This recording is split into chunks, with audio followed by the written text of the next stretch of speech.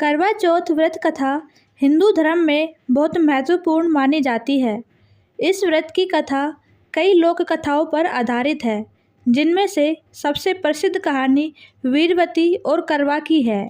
इन दोनों कहानियों का जिक्र करवा चौथ की पूजा के समय किया जाता है। तो चलिए इस करवा चौथ सुनते हैं रानी वीरवती की कथा। प्राचीन काल में एक सुंदर और संस्कारी रानी वीरवती थी, जो अपने 7 भाइयों की एकमात्र बहन थी। उसने विवाह के बाद पहला करवा चौथ व्रत रखा। चूँकि यह उसका पहला व्रत था, वह बिना जल और अन्न के रहना उसके लिए मुश्किल हो रहा था। दिन चढ़ने के साथ ही उसे भूख प्यास से बेचैनी होने लगी। उसके भाइयों को उसकी हालत देखकर बहुत दुख हुआ और उन्होंने अपनी बहन का व्रत तुड़वाने की योजना बनाई। भाइयों ने एक पेड़ के पीछे आग जलाकर चंद्रमा के समान दृश्य पैदा किया और वीरवती से कहा कि चंद्रमा उदय हो चुका है और वह अपना व्रत तोड़ सकती है।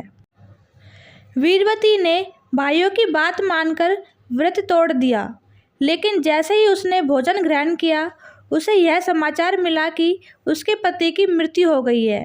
वह बहुत दुखी हो गई और भगवान से प्रार्थना करने लगी। उसकी सच्ची भक्ति और तपस्या से प्रसन्न होकर देवी ने उसे आशीर्वाद दिया और कहा कि वह करवा चौथ का व्रत पूरी निष्ठा के साथ फिर से रखे।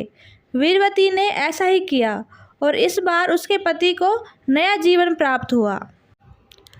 इस तरह से करवा चौथ का व्रत अपने पति की दीर्घायु और अच्छे स्वास्थ्य के लिए महत्वपूर्ण माना जाता है।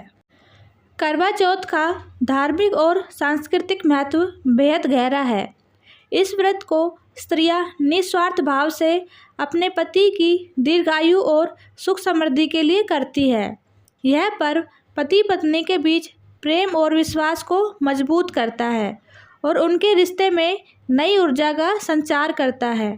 इसके अलावा करवा चौथ का पर्व भारतीय समाज में परिवार और रिश्तों की अहमियत को भी दर्शाता है।